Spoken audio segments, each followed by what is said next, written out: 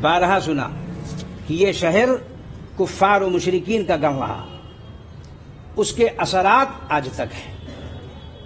چونکہ جب سکندر لودھی یہاں آیا تو اس وقت یہ گاؤں تھا اہل کفر و شرک کا۔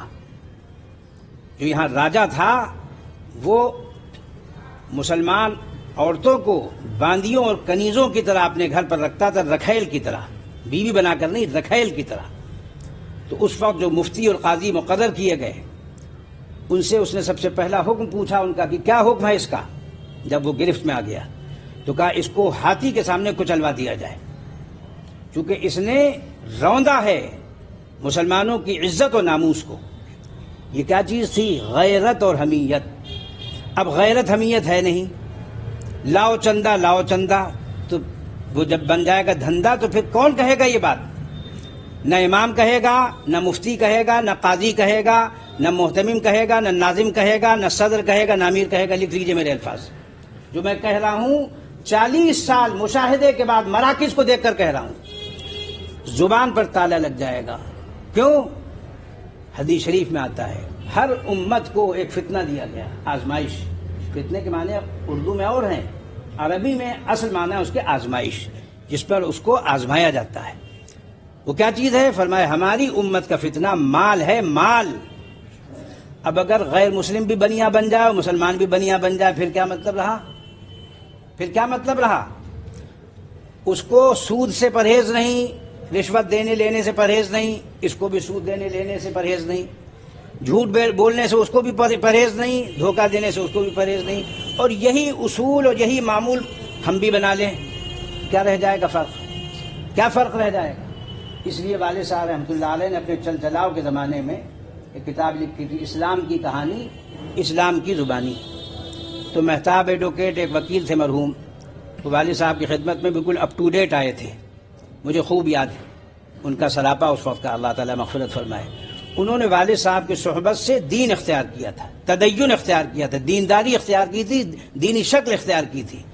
تو انہوں نے کہا، اکثر ملنے والے ہم لوگوں کی طرح والد صاحب کو صاحب کہتے تھے، کہا صاحب یہ کتاب تو آپ نے لکھی ہے غیر مسلموں کے لیے، لیکن اس وقت تو آگرے میں مسلمانوں کو ضرورت ہے اس کی، اس سے اتنے بے خبر ہیں اسلام سے کہ وہ تعارف کیسے کرائیں؟ تو والد صاحب نے فرمایا آپ نے غور نہیں کیا میں نے کیا نام رکھا ہے؟ اسلام کی کہانی مسلمان کی زبانی نہیں، اسلام کی کہانی اسلام کی زبانی، چونکہ مسلمان تعارف کرانے کی پوزیشن میں نہیں ہے، اس کی شادی اس کی غمی اس میں وہ پہچانا جاتا ہے، شادی میں اور غمی میں پہچانا جاتا ہے کہ اس کے ہاں پیدائش میں کیا ہوتا ہے، شادی میں کیا ہوتا ہے، موت میں کیا ہوتا ہے۔ اسی سے پتہ چلتا ہے کہ اس کے دادیال میں، نانیال میں، سسرال میں، سمدھیانے میں جو ہوتا تھا وہ ان 4 چیزوں کو پکڑے ہوئے کس کی جگہ؟ کتاب اللہ، سنت رسول اللہ، اجماع علماء اہل سنت اور قیاس مجتہد کی جگہ کس کو پکڑے ہوئے؟ وہ ان 4 اصول شرعیہ کے بجائے وہ پکڑے ہوئے دادیال کو، نانیال کو، سسرال کو، سمدھیانے کو۔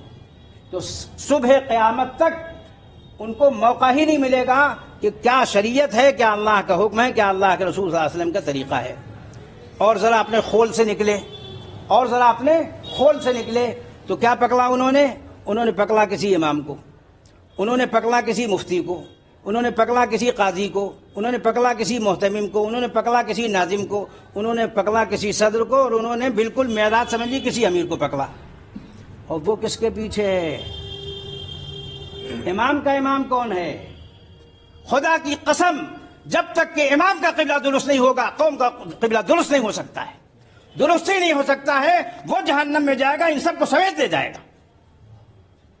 آج اس وقت مذاق ہو رہا ہے دین کے ساتھ، ملت کے ساتھ۔ کیا دلی چلو، لکھنؤ چلو، یہاں چلو، وہاں چلو، کیا کرنے چلو؟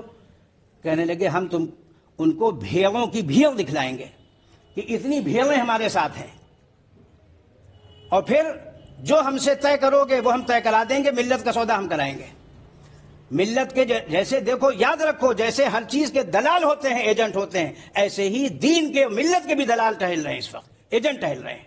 ان کو سمجھو، ان کے ڈاٹے ان شیاطین کے قبضے میں ہیں اس وقت، کہ ان کی معاشرت کیسی، ان کے معاملات کیسے ہیں، ان کے ڈاٹے ان کے قبضے میں ہیں۔ لہذا وہ ان سے طے کریں گے، دیکھو بھائی ہم تم کو یہ دیں گے اور تم ہم کو قوم سے یہ لے کے دو۔ کیا دو ان کا؟ کہ ان سے ہم کو ووٹ دلواؤ اور اس ووٹ کی اوٹ میں پھر ہم ان کا ذبیحہ کریں گے، بس تم کو چھوڑ دیں گے. تم ذبیحے کے وہ دیتے رہنا سرٹیفکیٹ صرف. اور کس کو دینا؟ مسلمانوں کو نہیں، جینیوں کو. یہ ہماری جمعیتیں کر رہی ہیں اور اس وقت لوگ ان کی دم پکڑے ہوئے ہیں. اس لیے قوم کی اصلاح اس لیے نہیں ہو رہی.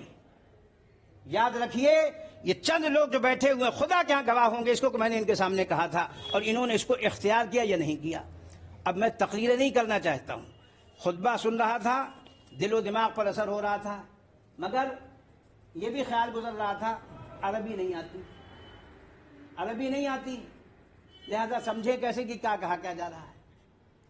قیامت کو یاد دلایا جا رہا ہے کہ اس دن اللہ کی طرف سے اعلان ہوگا لمن الملک اليوم.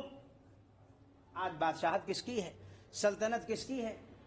دنیا میں تم کانگریس میں گھسے رہے، بی جے پی میں گھسے رہے، سپا میں گھسے رہے، بسپا میں گھسے رہے، بھاجپا میں گھسے رہے، مگر تم پسپا کے پسپا ہی رہے. کیا معاملہ؟ وہاں تو زبان جبڑے سے کھینچ لی جائے گی، کہا جائے گا، دل و دماغ بولیں گے، اعضا بولیں گے کہ ہم اپنا ذاتی تحفظ کر رہے تھے، ملت کا اور دین کا تحفظ ہمارے پیش نظر تھا ہی نہیں، دور دور نہیں تھا. ہم صرف اور صرف اپنا ذاتی تحفظ کر